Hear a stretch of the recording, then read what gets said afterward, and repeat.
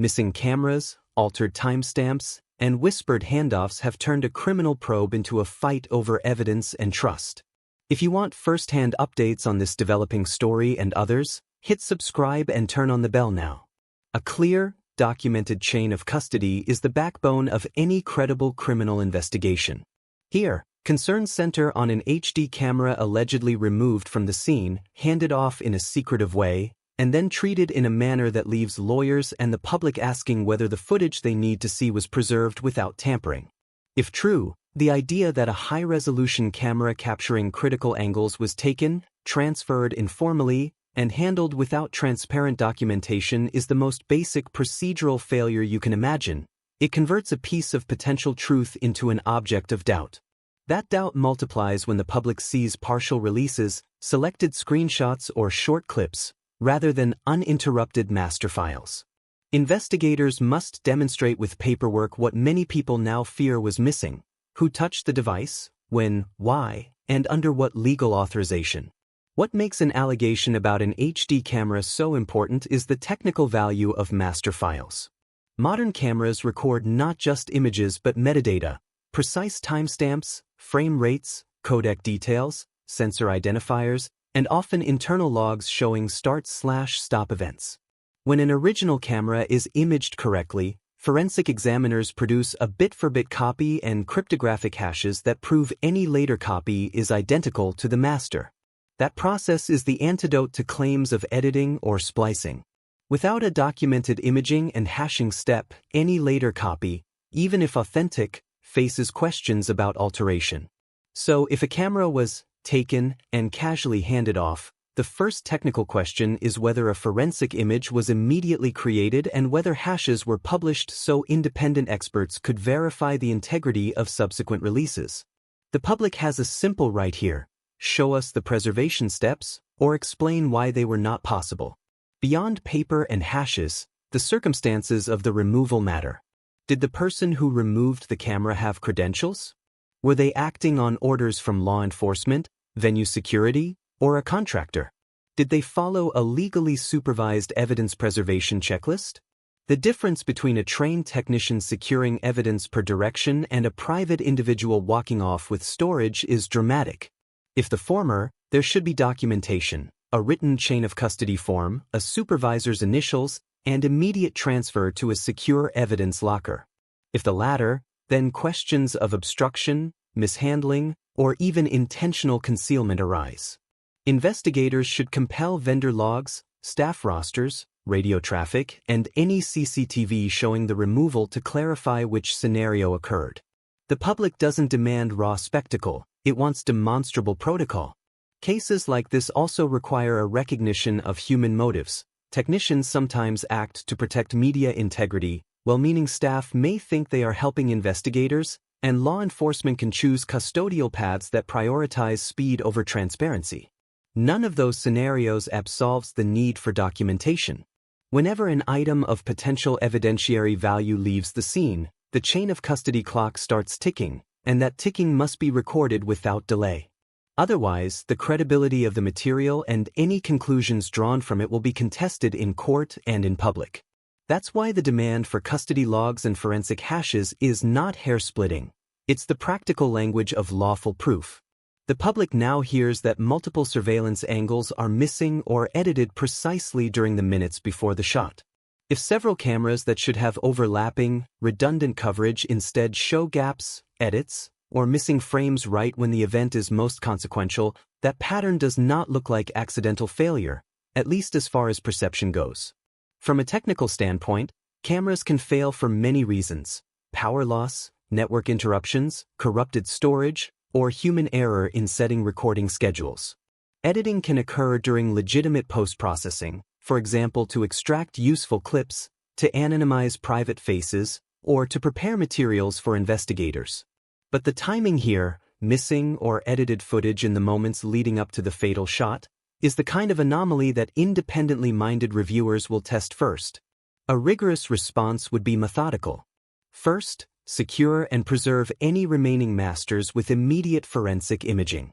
Second, publish the logs of camera events, when each camera started and stopped, whether any circular buffer overwrote data, and whether maintenance actions occurred near the timeframe. Third, bring in neutral video forensic experts with no stake in the outcome to audit the files and report in a court-supervised summary. Public skepticism is at least partially a data problem and can be narrowed by allowing neutral third parties to examine the evidence and explain what technology did or did not record.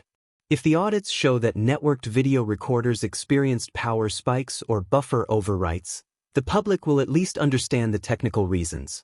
If the audits reveal that files were intentionally removed or edited, the consequences are obvious. There must be a criminal or disciplinary accountability track. Timestamps and audio tracks are the invisible scaffolding that makes a scene make sense. When timestamps are reportedly altered or audio tracks muted during key points, it destroys the ability to place events precisely in time and to synchronize multiple data sources. Many investigators reconstruct events by syncing camera timestamps to phone logs, radio transmissions, and other independent clocks, traffic camera logs, server logs. Even a 4 or 5 second discrepancy can shift where a person appears to stand, which direction a shot came from, or whether someone had time to move from one position to another. Likewise, muting audio removes an invaluable corroborator. Gunshots, crowd reactions, or shouted commands captured acoustically can be the most reliable markers for synchronizing disparate recordings. There are legitimate technical reasons why audio tracks might be missing. Recording systems can be misconfigured, devices might have been set to video only for storage reasons, or policy and privacy concerns might lead to early redactions of audio to protect victims' privacy. But those operational explanations need to be documented and justified publicly to retain credibility.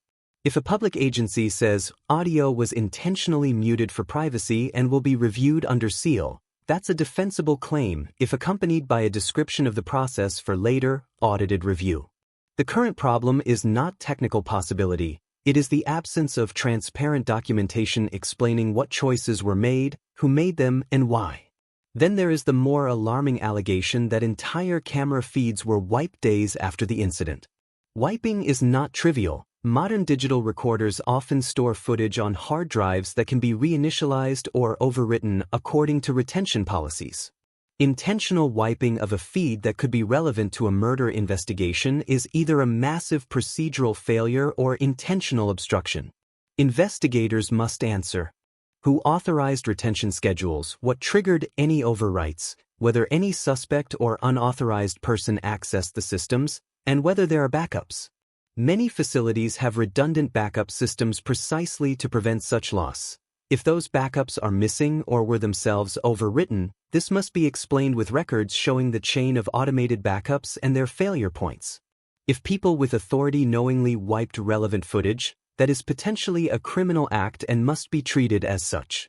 Beyond data loss, the question of how a shooter accessed an elevated position unchallenged goes to the heart of security design. Layered security at public events is supposed to prevent unauthorized rooftop access, perimeter patrols, locked access points, bag checks, spotters on balconies, and coordination with venue staff and local law enforcement.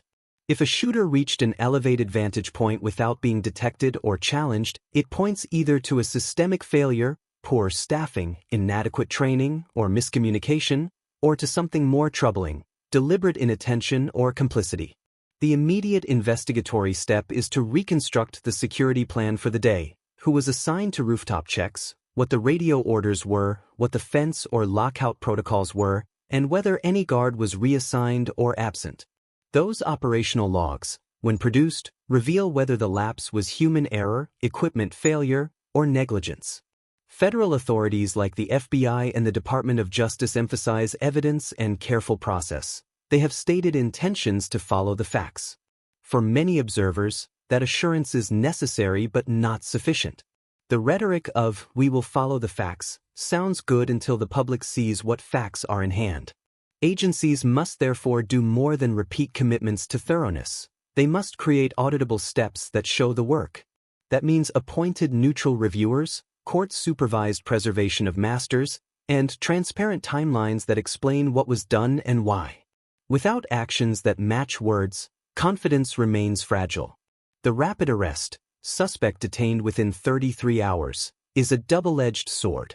On the one hand, Swift arrests demonstrate investigative capability and can forestall additional risk.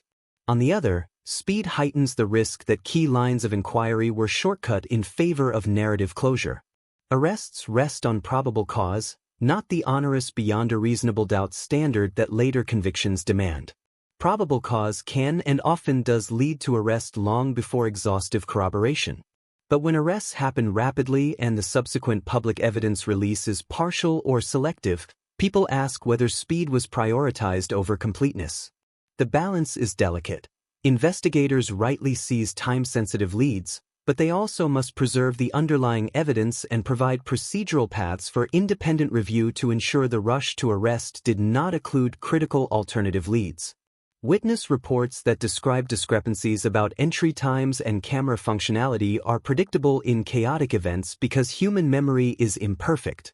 Witnesses can differ in the order they experience things, in how they perceive motion, and in the details they recall under stress.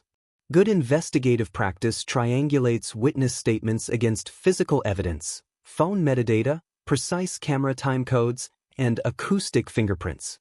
Where witnesses align with objective records, their testimony gains strength.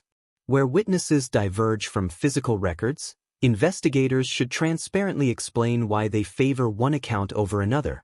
That transparency matters because when the preferred account appears to be based on selective footage or edited clips rather than the full record, public trust evaporates. The most urgent and repeated public demand is straightforward: release all unedited footage, radio logs, body cam material, sensor data, and the full forensic timeline. Raw footage enables independent analysts to confirm that what officials have shown is representative and unaltered. Radio logs and body cam material clarify communications and commands at crucial moments. Sensor data, including acoustic gunshot detection systems, building alarm logs, and environmental sensors, offer cross-checks that are independent of human testimony.